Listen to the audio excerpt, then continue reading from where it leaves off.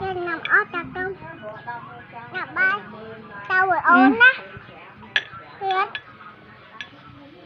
tôi hồi nằm bay ốm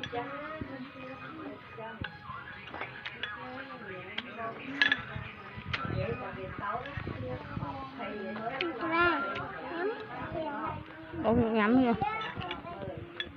cô nhắm không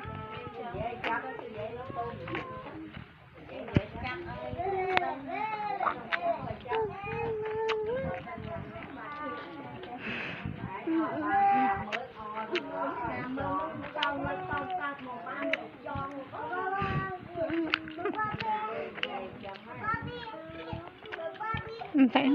nhưng mà chọc phải rồi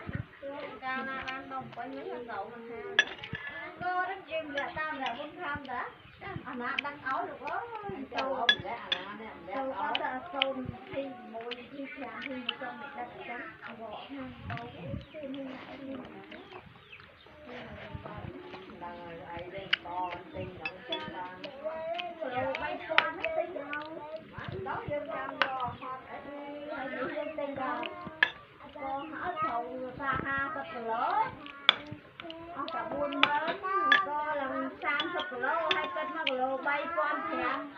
đọc lỗ pha mà này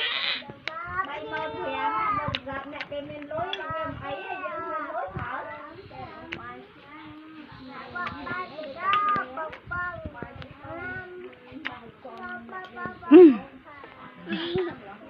ôi ngâm hộ anh không